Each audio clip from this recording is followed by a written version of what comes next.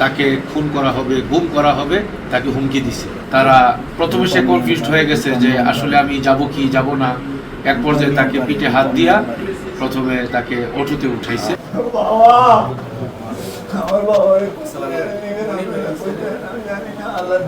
আসেন ভিতরে, আসেন সবাই ভিতরে, আসেন ভাই। ইনশাল্লাহ আসবো। আমরা সর্বোচ্চ ট্রাই চেষ্টা করবো। আল্লাহ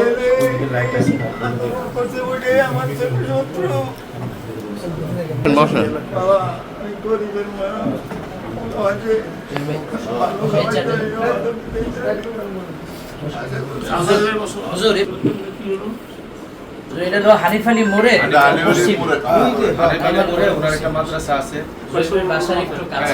পরে তাকে দুইজন লোক, তারা প্রথমে সে কনফিউজড হয়ে গেছে যে আসলে আমি যাব কি যাব না।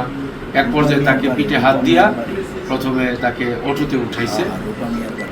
তাকে খুন করা হবে, গুম করা হবে, তাকে হুমকি দিছে। তো হুমকি দিলে সাথে সাথে গেছে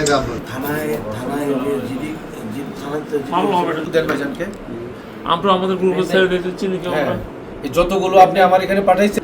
আচ্ছা, ওই যে দেশে আমাদের যে একটা আলেম অপহরণ হয়েছিল, মামুনুর রশিদ, মামুন, এটা তো ভিডিও ফুটেজে দেখা যাচ্ছে যে আরো দুজনের এটা আমি ওনাদের এখন আসছি, মানে মাদ্রাসায় আসছি, আমার বাবা আমার পাশে আছে, আর আমাদের হেফাজতুল ইসলামের কেন্দ্রীয় নেতা আছে একজন সাথে। এখন এটা আমরা কি হেল্প করতে পারবো আমাদের, কিভাবে এটা কাজটা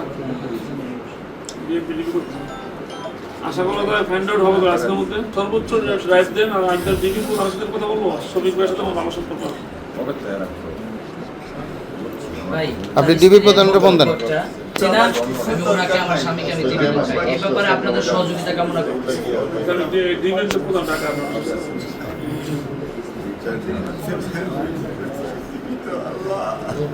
এখন দেখা যাচ্ছে আসি ভালো, কিন্তু আমাদের এখানে একটা আলেম অপহরণ হয়েছে, আপনার নিউজ পাইছেন তো না? মামুন রশিদ, আপনি তো দিবি মনে হয় দেখতেছে, আপনার এখানে কোন টিম আছে?